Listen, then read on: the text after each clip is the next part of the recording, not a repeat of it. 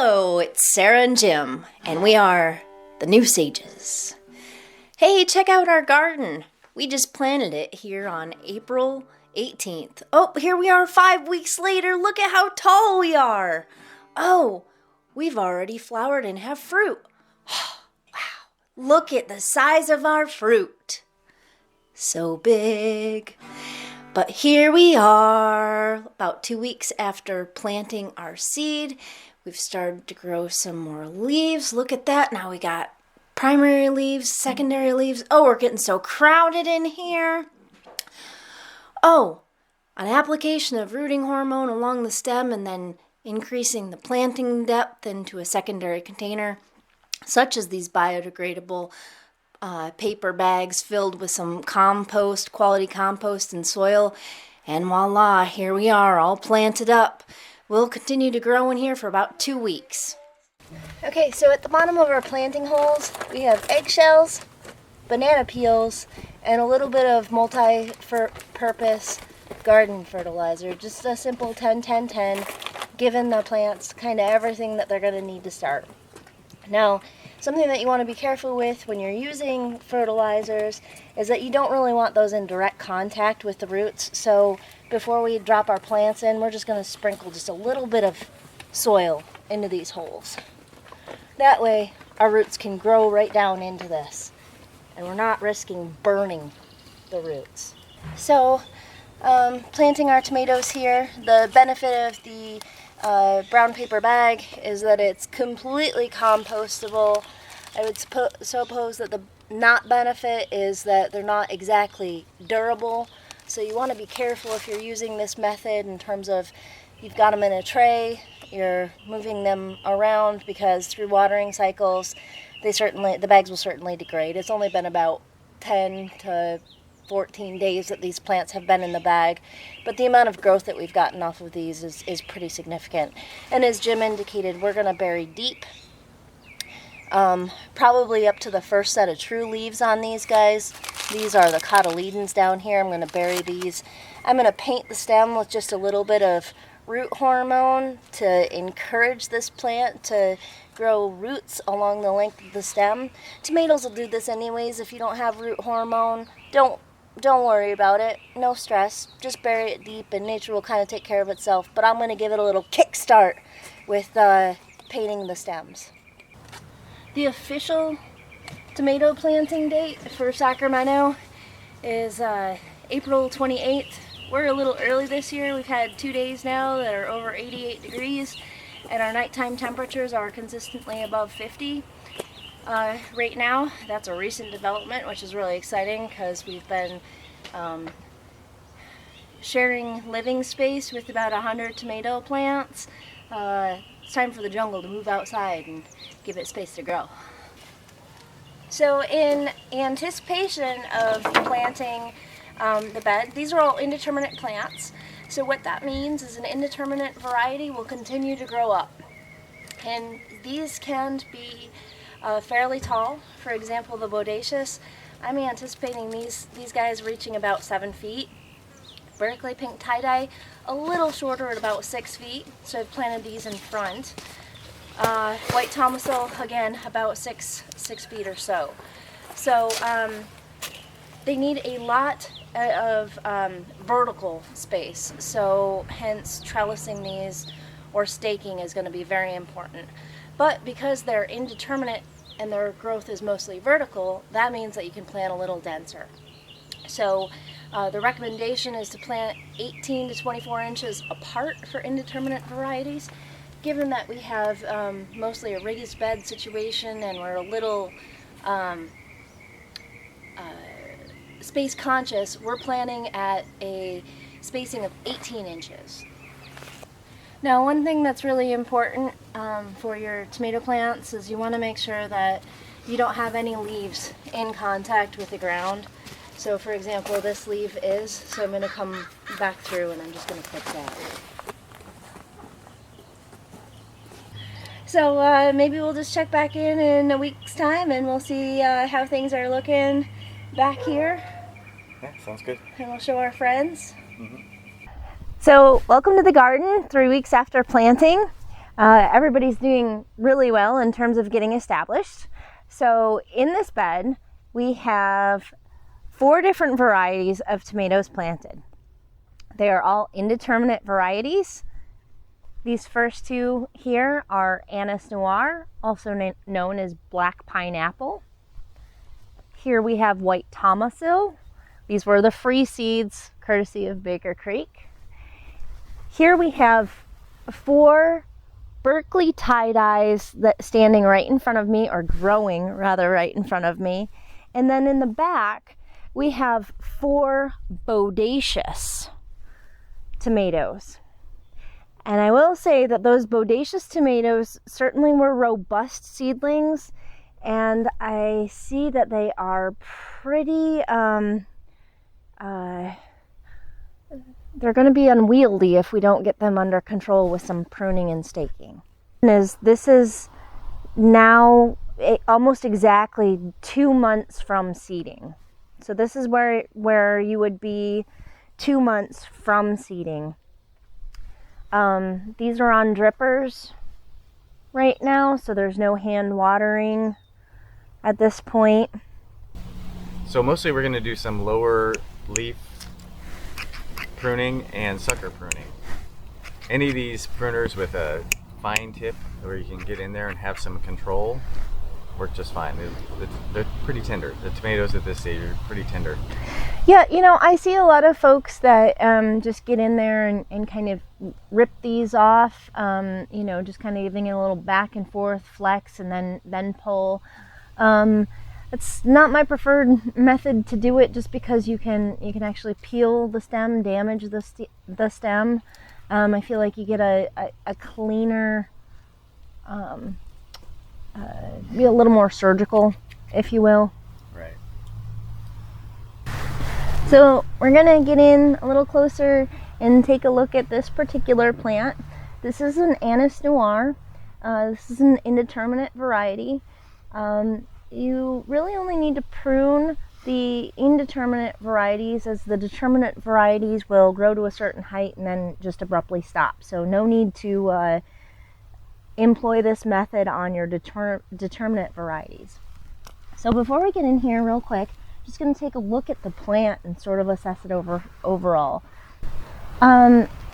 Our goals and objectives for pruning today are going to focus on removing lower leaves that have the potential to come in contact with the soil, because the soil contains a fungus called blight. This is pretty ubiquitous. It's all over. You didn't do anything wrong. This is just the way that it is. It's all over in the soil, even with new garden beds. So you want to make sure that you're removing the lower leaves so that you can see that these are dirty and there's some discoloration, and this is has the potential to make the plant sick as it grows and impact the overall health. So we're just going to cut those off. Also, this is a sucker. Now on indeterminate plants, these come out basically at a 45-degree angle from the main stem, which is more or less vertical, and the leaf stem. This is where you'll find your suckers. Suckers, if you trim these off, you will have better production overall on your plant. The suckers tend to focus mostly on vegetative growth, and you won't get a lot of fruit off of suckers. Now, I can tell you from experience, last year we were a little late to the game on pruning, and we did get some fruit off of the suckers. So if your garden gets out of control, don't stress, but here we are early in the planting season for 2021, and we're trying to get ahead of the game and maximize our yields for this year. All right, so I'm just going to go ahead and get started here. And ultimately what I'm going to do is remove all of the leaves below the first flower. I'm not going to do that today, because then I wouldn't have too many leaves to photosynthesize and produce more fruit and more vegetative growth. So I'm just going to start by removing all of the stuff very low on the plant that has potential to contact with the soil. I'm also not going to leave these tomato leaves that I've just trimmed on the soil, because these can also be a method for transmitting disease. I'm going to take these over and put them in the compost pile where they can properly decompose and not adversely impact this year's crop. And snip.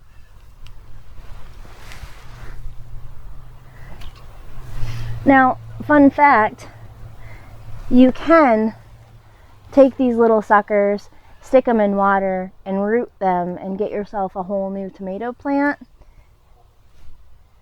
I didn't have the best of luck doing that last year, and so I'm not doing that this year. Okay, so here is another little sucker. This one's very small. You can just take this, just give it a little pinch, just like that.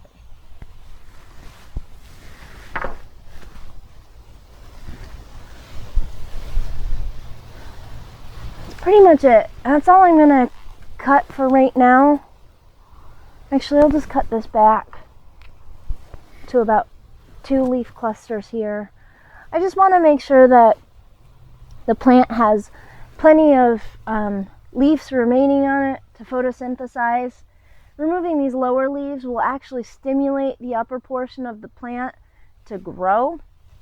We'll have lots of air circulation down here, and I'll probably come back in another week and actually remove these last 3 leaves, because again, it's fine to remove all of the leaves below the first flower, and you do want to maintain or continue to come back, check your plants, and remove for suckers throughout the season. So this is the top of this particular plant is a little tricky. It was a little hard to see which one was the top of the plant, which one was the sucker. This one has grown a little bit more. So you can see here the flower cluster is here coming off the main stem, and this is a sucker coming out of this leaf axis here coming up at an angle. So this over here will actually continue to be the vertical growth of the plant. Right, Jim, because your first flower always occurs on the main stem. So then we can go like this and say see ya. Sayonara.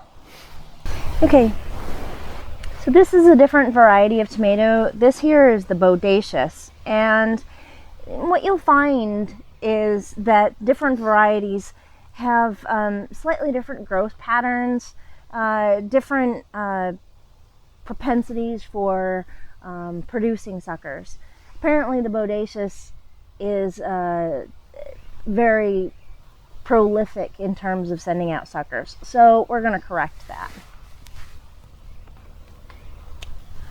I'm just going to start here at the bottom, and I want to share this with you. Lower leaves, here is the first leaf, here is a sucker. These are both very low to the ground, have the potential to touch, so cutting off the leaf stem, cutting off the sucker. The suckers always grow above the leaf stem and between the main stem and the leaf stem. That's where the sucker is.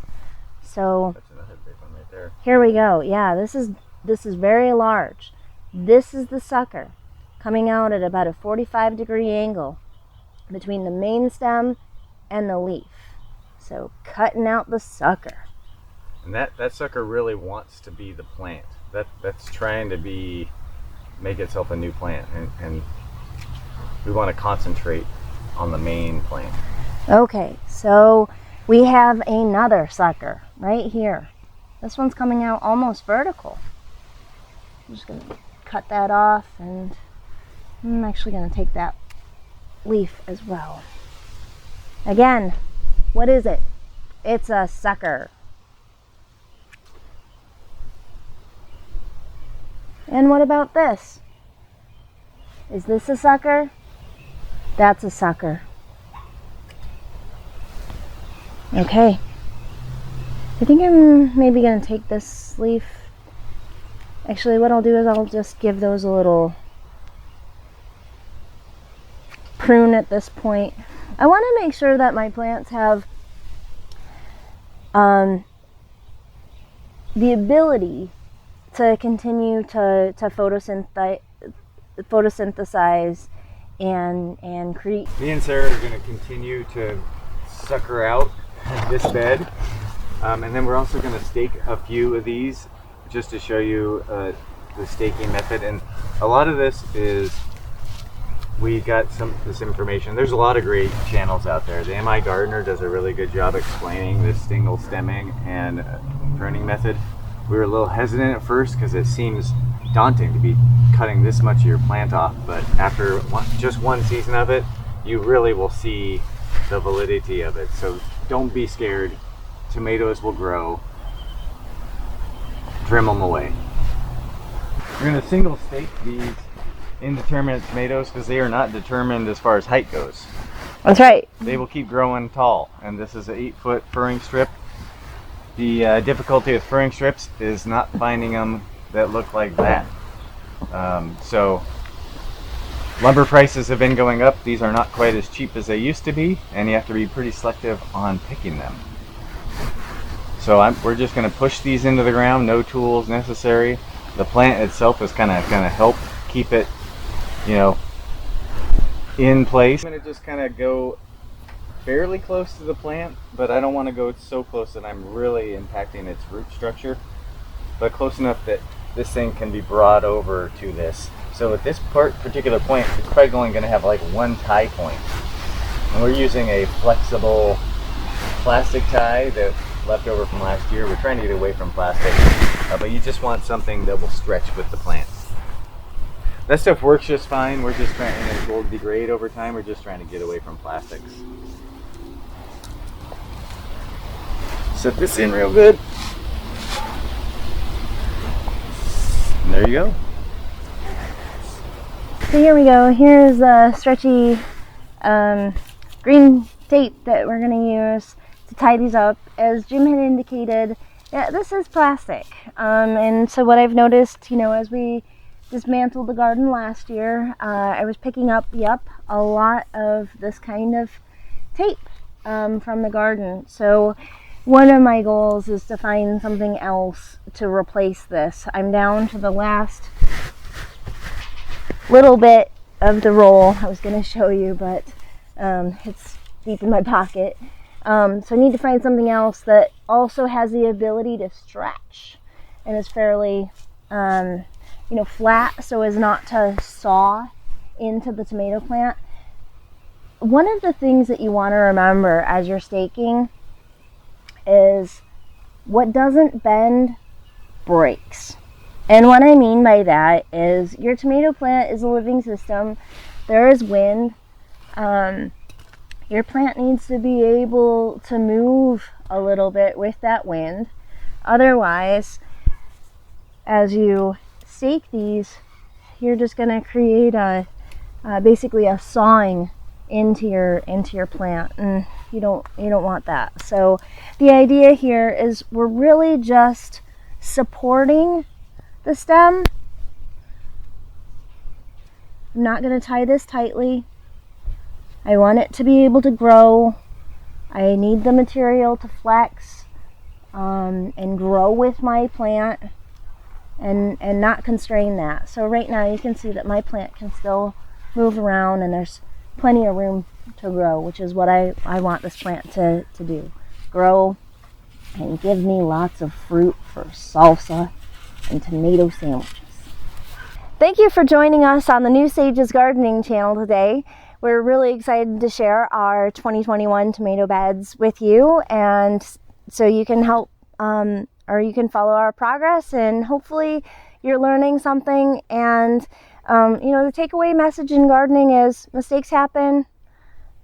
That's okay. It's a garden. This is what you're doing. You're planting what you love to eat, and the garden's teaching you something in return. So hopefully we could teach you something too. Thank you. We're the New Sages. Please like and subscribe.